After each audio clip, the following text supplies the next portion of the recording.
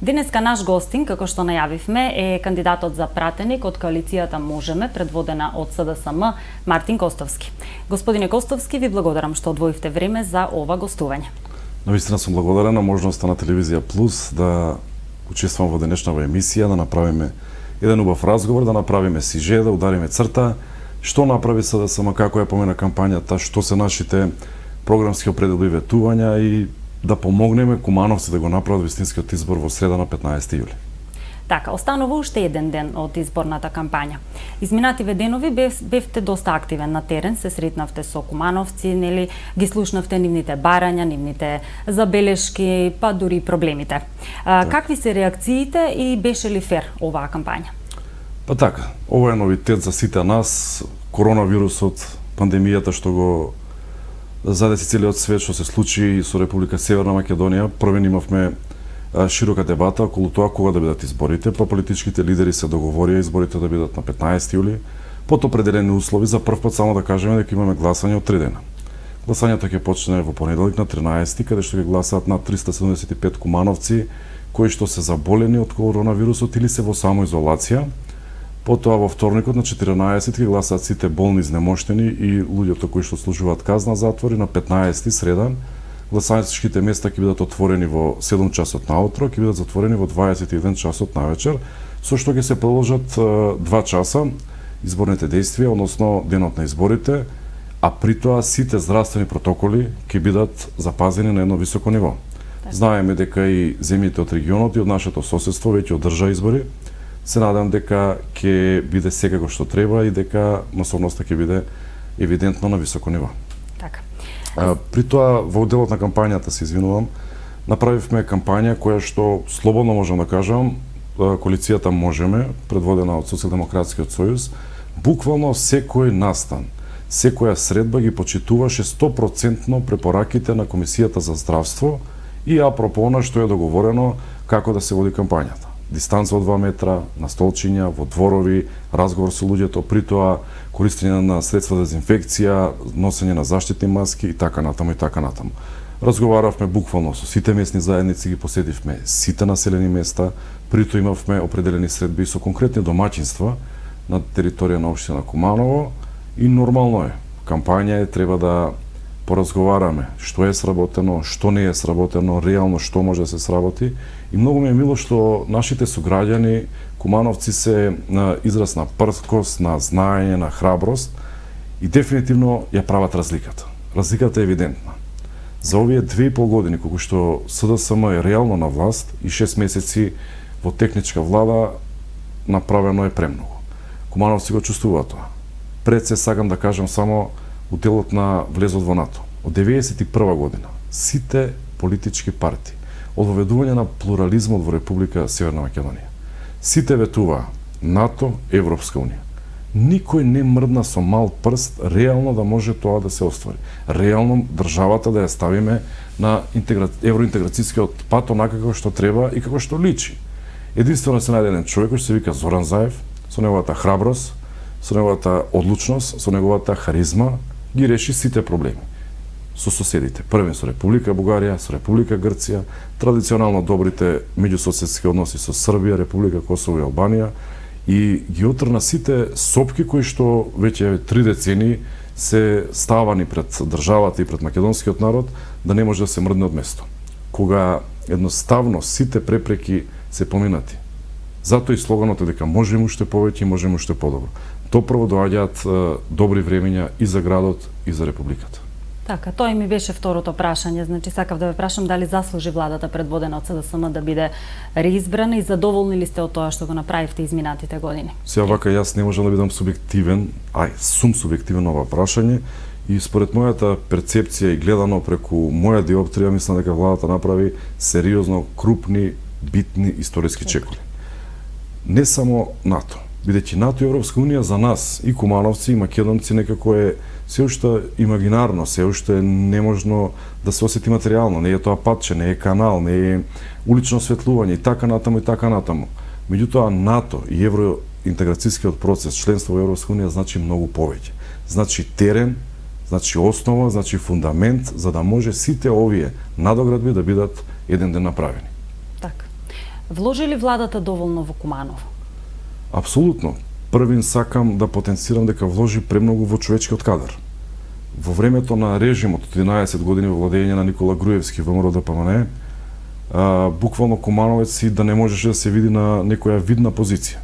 Ние за среќа имаме како Кумановец, како наш партијски другар, Оливер Спасовски да биде премиер.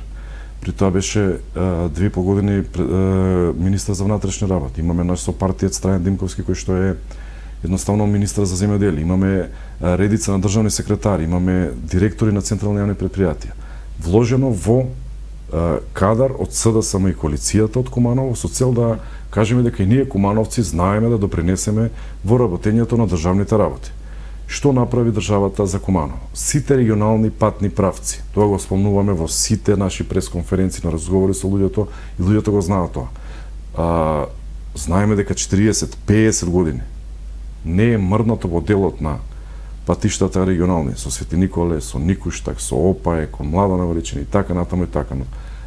Вредно е за споменување дека 112 милиони денари од буџетот на јавното предпријатие за државни патишта се ставени во функција на изградба на регионални патишта во Куманово. Со што овој североисточен регион од државата како најнеразвиен, а воедно Куманово е центарот на тој североисточен регион, направи многу.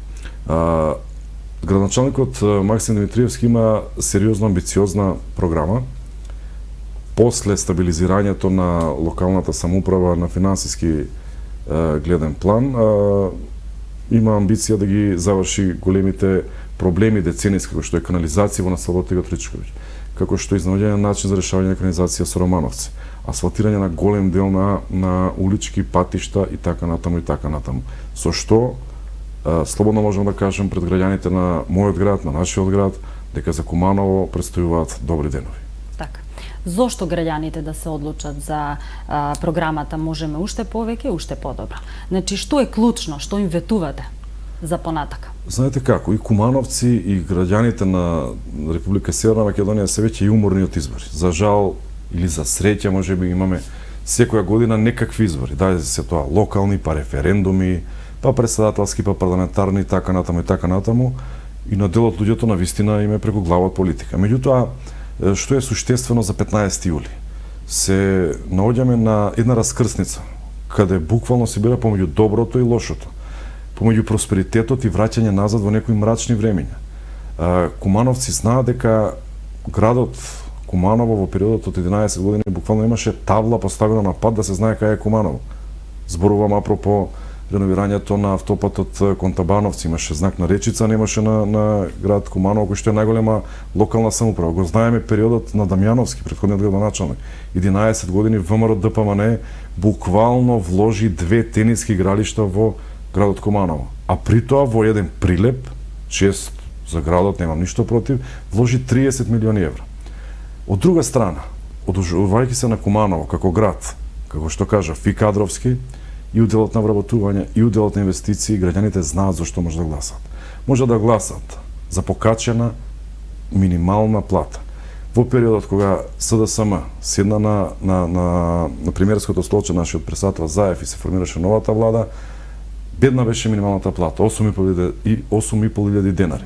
Сега е 14.500. Не е доволно. Во нашата програма 2020-2024 ветуваме дека минималната плата ќе биде 20.000 денари. Просечната моментално е 27.500, ќе биде 34.000. Со што вложуваме директно во човекот, во индивидуата, во можноста да се остане се живее во Куманово, да луѓето сакаат да живеат во Република Северна Македонија.